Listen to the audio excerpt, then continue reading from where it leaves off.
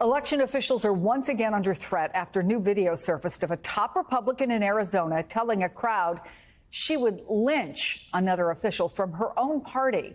NBC News has new reporting on the threats made against Maricopa County Recorder Stephen Richer, a Republican who has been targeted by MAGA-aligned election deniers after his outspoken defense of the election process. Those threats came from Shelby Bush, the chair of Arizona's delegation to the RNC next month. Here's what she told the crowd earlier this year. If Stephen Richer walked in this room, I would lynch him. I don't unify with people who don't believe in the principles we believe in and the American cause that founded this country. Joining me here, NBC's Vaughn Hilliard and Jane Tim, one of the authors of that new NBC News reporting. It's great to have you both here.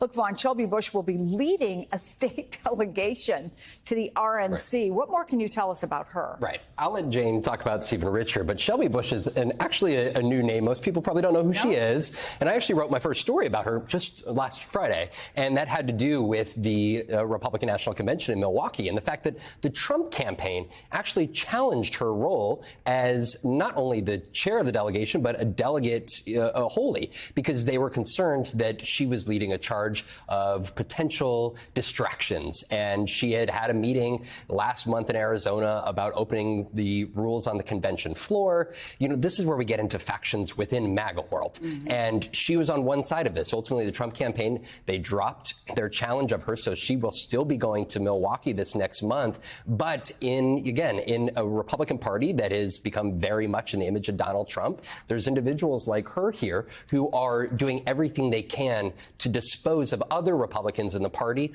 who they feel are not loyal enough to Donald Trump, but also loyal enough to call out and elections that they argue should be overturned. And calling for the lynching of a fellow Republican is not disqualifying, obviously. So, Jane, explain what's going on with Stephen Richer. You know, it's really unpopular in Arizona for a Republican to say the election wasn't stolen. And he goes on stage at all of these events in his Republican primary and says, no, the election wasn't stolen.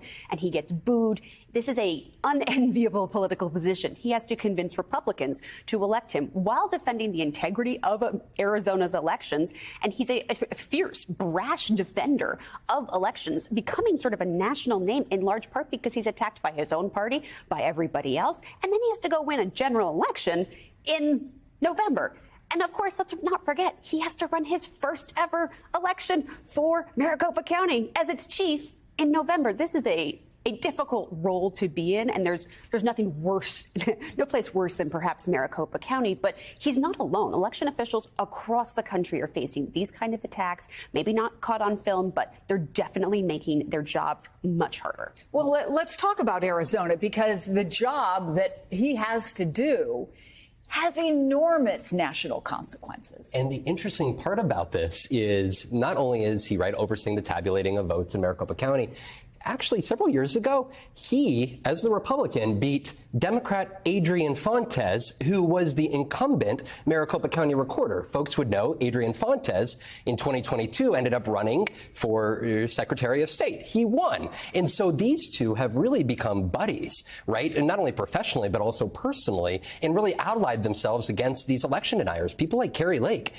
Stephen Richer has filed a defamation suit against Kari Lake for the claims that he helped election fraud, that he helped have the election go against her. And so this is really, in the state of Arizona, this is all playing out. And in a place where Donald Trump, lost by just 11,000 votes in 2020, and Kari Lake lost by 17,000 votes in 2022, this is where you can already expect those in some of the MAGA wing of the Republican Party are going to be calling out Stephen Richer and putting extra pressure on him and those other Republican Maricopa County Board of Supervisors. In a state that will help decide who becomes the next president and has control of the Senate. Vaughn Hilliard, Jane Tim, thank you both very much.